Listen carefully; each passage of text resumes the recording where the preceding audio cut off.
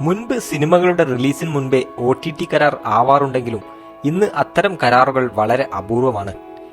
മലയാള സിനിമയുടെ OTT business സമീപകാലത്ത് വലിയ ഇടിവാണ് രേഖപ്പെടുത്തുന്നതെന്നാണ് ഏതാനും മാസങ്ങളായി റിപ്പോർട്ടുകൾ പറയുന്നത്.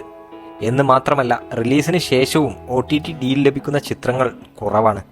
താരമൂല്യത്തിനൊപ്പം തിയേറ്റർ വിജയവും നോക്കിയാണ് OTT പ്ലാറ്റ്ഫോമുകൾ നിലവിൽ മലയാള ചിത്രങ്ങൾ ഏറ്റെടുക്കുന്നത്. എന്നാൽ അതിൽ നിന്ന് വ്യത്യസ്തമാണ് ഫഹദ് ഫാസിൽ നായകനായ ആവേശത്തിന്റെ കാര്യം. ഏപ്രിൽ 11 തിയേറ്ററുകളിലെത്തിയ ചിത്രത്തിന്റെ OTT release May 9 Amazon prime വീഡിയോയിലൂടെ പുറത്തു വന്നത്. തിയേറ്റർ റിലീസിന്റെ 29-ാം ദിവസമാണ് ചിത്രം OTTയിലെത്തുന്നത്. തിയേറ്റർ റിലീസിന് മുമ്പ് OTT കരാറായ ചിത്രമാണിത്. ഫഹദ് ഫാസിലിന് മറുഭാഷാ പ്രേക്ഷകർക്കിടയിലുള്ള സ്വീകാര്യതയായിരിക്കാം പ്ലാറ്റ്ഫോമിനെ ഇതിന് പ്രേരിപ്പിച്ചത്. അതേസമയം OTT റൈറ്റ്സിലൂടെ ചിത്രം നേടിയ തുക സംബന്ധിച്ചുള്ള അനൌദ്യോഗിക റിപ്പോർട്ടുകളും എത്തുന്നുണ്ട്. മലയാള സിനിമയുടെ ചരിത്രത്തിലെ ഏറ്റവും വലിയ ഡീലുകളിലൊന്നാണ് ആവേശത്തിന്റെ കാര്യത്തിൽ നടന്നതെന്നാണ് വിവരം. OTT റൈറ്റ്സ് വിൽപ്പനയിലൂടെ ചിത്രം 35 കോടി നേടിയതായി പ്രമുഖ ബോക്സ് ഓഫീസ് ട്രാക്കർമാർ റിപ്പോർട്ട് ചെയ്യുന്നുണ്ട്. ചില തെലുങ്ക് മാധ്യമങ്ങളും ഇത് ശരിവെക്കുന്നു.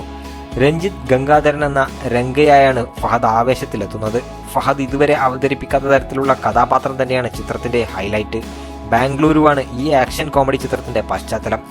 കേരളത്തിൽ നിന്ന് ബാംഗ്ലൂരിലേക്ക് പഠിക്കാനെത്തുന്ന ഒരു സംഘം മലയാളി വിദ്യാർത്ഥികളും രംഗയും തമ്മിലുള്ള ബന്ധമാണ് ചിത്രത്തിന്റെ പ്ലോട്ട്. ഹിപ്സ്റ്റർ മിഥുൻ ജയശങ്കർ, റോഷൻ ഷാനവാസ് എന്നിവരാണ് വിദ്യാർത്ഥികളെ അവതരിപ്പിച്ചിരിക്കുന്നത്.